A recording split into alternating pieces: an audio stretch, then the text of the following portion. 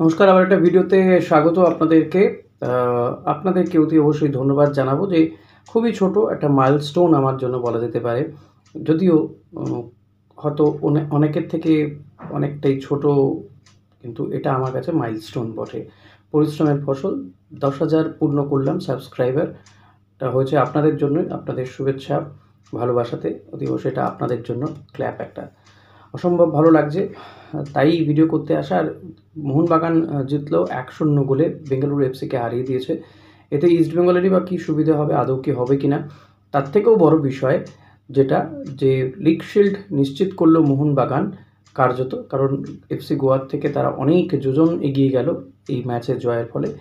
কিন্তু যেটা বড় বিষয়, যে একজন ভারতীয় ফুটবলার গোল করে জিতিয়েছে মোহনবাগানকে, আর তার বিশ্বমানের গোল। ঠিক ধরেছেন, লিস্টন কোলাসোর যে গোলটা দেখলাম, যদিও ম্যাচটা আমি দেখিনি, কিন্তু কয়েকজনের কাছে শুনে হাইলাইটস দেখলাম, তাতে দেখলাম যে বেঙ্গালুরু এফসি দারুণ ফুটবল খেলছিল। বল পজিশন মোহনবাগানের থেকে অনেক ভালো, বেশ কিছু আক্রমণ দেখলাম। সুনীল ছেত্রীকে সত্যি আমি তো বলবো যে এই বয়সেও যা খেলছে সুনীল ছেত্রী, তো একবার তো গোল করার খুব কাছাকাছি পৌঁছে গিয়েছিল, নিজের উপরে হতাশা তিনি প্রকাশও করছিলেন। কিন্তু লিস্টন কোলাসো তিনি যে গোলটা করলেন, মানে কি বলবো, রিমার্কেবল, অসাধারণ।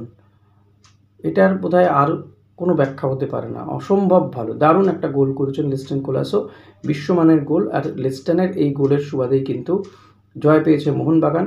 মোহনবাগান ডিফেন্সও কিন্তু বেশ সলিড ডিফেন্স ছিল। মোহনবাগান টিম নিয়ে তো সত্যি কিছু বলার নয়, তারা নো ডাউট ভালো টিম। কিন্তু আজকে দেখলাম যুবতী ক্রীড়াঙ্গনে একটা টিফো ঝোলানো হয়েছে, যেখানে টুটু বসুকে বোস নন ফরগেটেবল হিরো, এরকম কিছু একটা লেখা ছিল।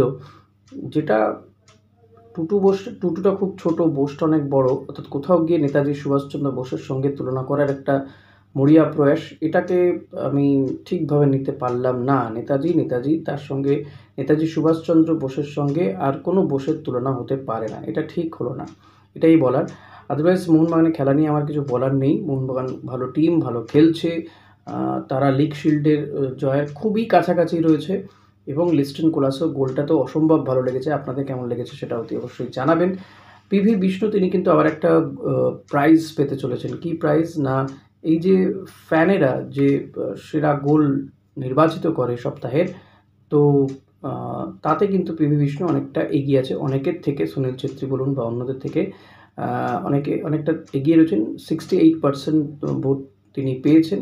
এবার আপনারা যদি মনে করেন যারা ইস্ট বেঙ্গল সমর্থক যে পিভি বিষ্ণু এই প্রাইজটা পাক, পিভি বিষ্ণু এমনিতেই দারুণ পারফরমেন্স তার ইস্ট বেঙ্গলের হয়ে, এবং অস্কার বুজো তিনি খোদ নিজে যাতে তাকে ভারতীয় দলে নেওয়া হয়, সুযোগ নেওয়া হয়, তিনি সুপারিশ করেছেন পিভি বিষ্ণুর। আগের দিন আমরা দেখলাম কেরালা ব্লাস্টার্সের বিরুদ্ধে তার অসাধারণ গোলটা।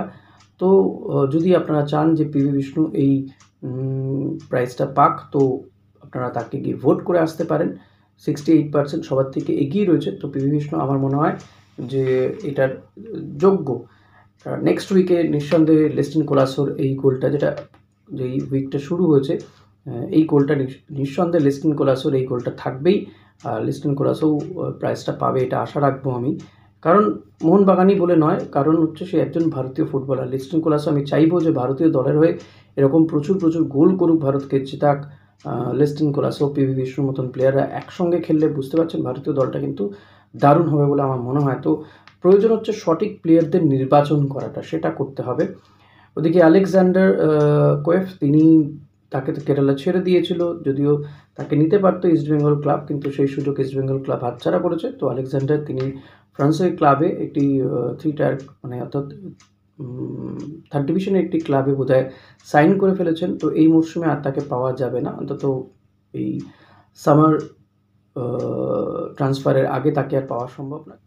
তো আলেকজান্ডার চেয়েছিলেন আইএসএলের কোনো ক্লাবে খেলতে, কিন্তু সেটা সম্ভব হচ্ছে না।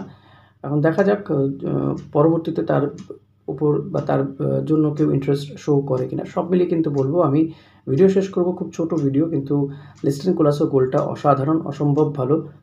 মোহনবাগানকেও শুভেচ্ছা জানাবো, তারা এগিয়ে যাচ্ছে লিগ শিল্ডের দিকে। আর এতে ইস্টবেঙ্গলের কিছুটা তো সুবিধে হলো, কারণ মোহনবাগান তারা লিগ শিল্ডের দিকেই এগোচ্ছে। ফলত তাদের নিচে যে সমস্ত টিমগুলো তারা যদি পয়েন্ট হারাতে থাকে তাতে ইস্টবেঙ্গলের অতি অবশ্যই সুবিধে হবে, এটা তো বলার অপেক্ষা রাখে না। দেখা যাক কতটা সুবিধে ইস্টবেঙ্গল নিতে পারে পরবর্তী ম্যাচ থেকে।